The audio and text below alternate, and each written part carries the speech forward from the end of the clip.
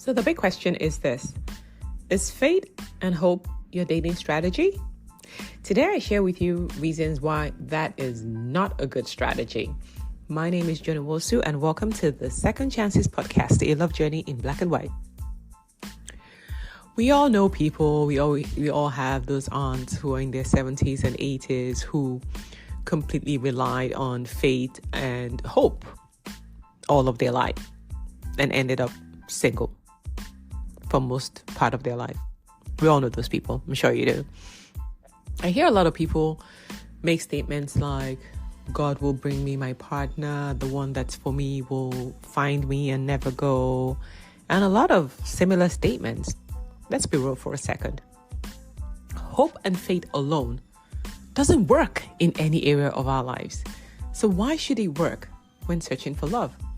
When has it ever? Relying solely on fate and hope in your dating life is like setting sail without a map. Yes, there is serendipity.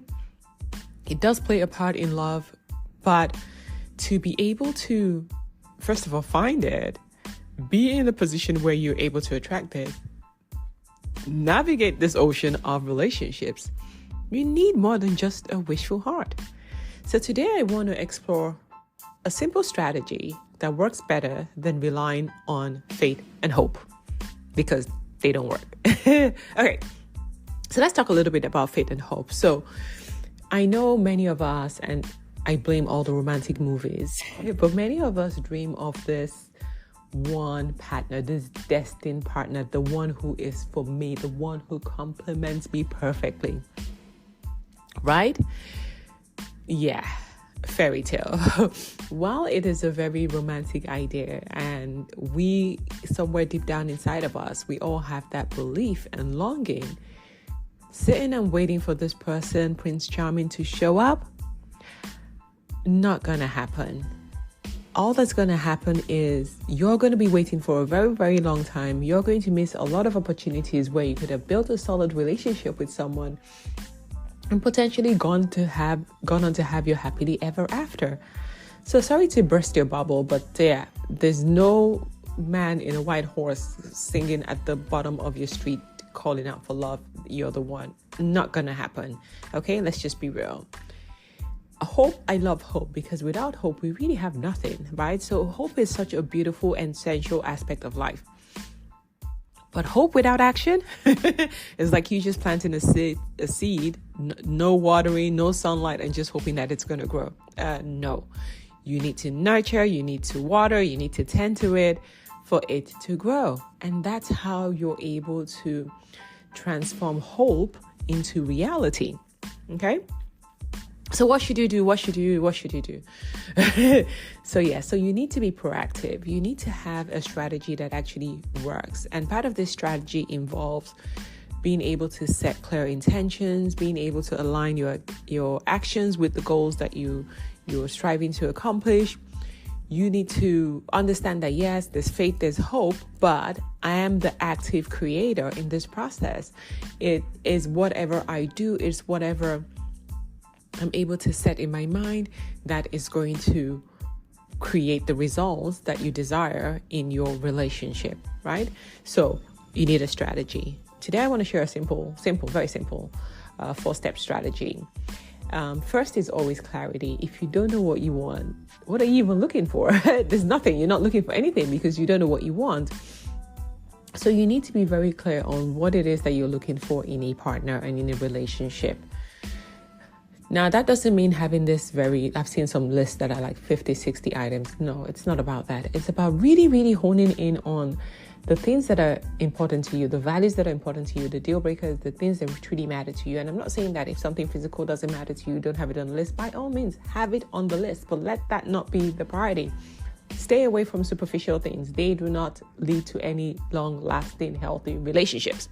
Okay?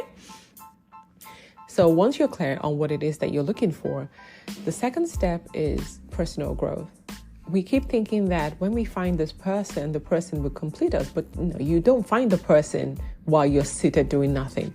You find the person as you're growing. So the more you invest in yourself, the more you're working towards becoming the one, that is when you're able to attract a good man into your life. If you're still in a very toxic state, if you haven't healed from whatever experiences that you have, then you're only going to be able to attract those kind of people, and that's going to lead to even more toxic relationships. If you look at people who grew up in abusive homes, or people who were married to abusers, they end up attracting exactly the same kind of people over and over again. So you need to make sure that you're doing the work to make you ready for a healthy, long-lasting relationship, because it's only then, when you start to embody the values, the attributes that you want to see in a partner, will you be able to attract that person. So you can be having evil or wickedness in your heart, and you're saying, oh, I want to attract somebody who's kind, and no, it's not going to happen. You're going to attract somebody who is wicked as well. That's just really the way things work. Those are just the laws that cannot be changed. So make sure that you're doing the work on yourself. So that's my step 2, very, very key. Step 3 is stepping out of your comfort zone, because the truth is we often go with what is familiar, because when it's familiar, it's comfortable, right? So if you've always attracted or dated a certain kind of person, then that's what's familiar, and that's what you always recognize first. So you won't even see other opportunities around you. And the only way to change that, the only way to create new neural pathways, is really to start actively stepping out of your comfort zone, really trying out things that you've never done before, dating different types of people that you've never dated before, expanding your friend circle so that you're understanding other different cultures and other personality types, and just figuring out what it is that you really want, what exactly is important to you, not just what you're used to, because you don't want to keep attracting the same kind of people if that hasn't been working for you. Okay? So step out of your comfort zone, go where you haven't gone before. If you've never tried online dating, go try online dating. If you've never been to social events, start going to some social events. Really increase your chances of meeting someone new. So that's step number 3, stepping outside of your comfort zone. The 4th step, which it's not really a step, but it's just something, a foundation that I think is so crucial for relationships to thrive. And I see this happening a lot, where a lady or a man will meet a woman who's good potential, but then things just don't work. And when I ask and try to find out what exactly went wrong, it's just a lot of miscommunication, or a lot of manipulation or pretense or playing games. So I put this as a step for that reason. Learning how to communicate effectively and how to show up as your authentic self is so key. Without those two, it doesn't matter who you're meeting. You're going to fall flat on your face. So while you're working on your strategy and while you're trying to become the best version of yourself, make sure that you're learning how to actually be in a relationship. Without communication and authenticity, you have nothing. So learn how to be open, how to be vulnerable, right? How to be true to yourself, how to show up as your authentic self, not the version of you that the world has determined that they want to see, or what your parents have said you must be, but the part of you that really sits well with you, the part of you where you feel like, this is me. I like who I am. Love that person, and let that person show up so that you can attract somebody who loves that person too, right? So work on that, especially if you've been out of the game for a long time. Please work on communication and authenticity. So key. That's the only way you're going to be able to build long-lasting, fulfilling, and genuine relationships. So having a strategy, it's not about manipulation. No, it's not about playing games. No, it's about taking thoughtful, intentional steps towards finding the love that you deserve. And when I say finding, I don't mean you attract. There's nothing you can't find it. You can only attract it to you. Okay? So relying on faith and hope, I know it sounds romantic. I know it sounds maybe even religious. I don't know, but it's not going to cut it. It hasn't worked till now, and it's not going to work. So you need to have a strategy that works. You need to know where it is you want to go. You need to know the steps that you need to take to be able to have what it is that you want, to be able to align yourself so that you're ready and prepared, and you can attract that which you truly desire, not anything that's out there. Again, I still want to buttress this point.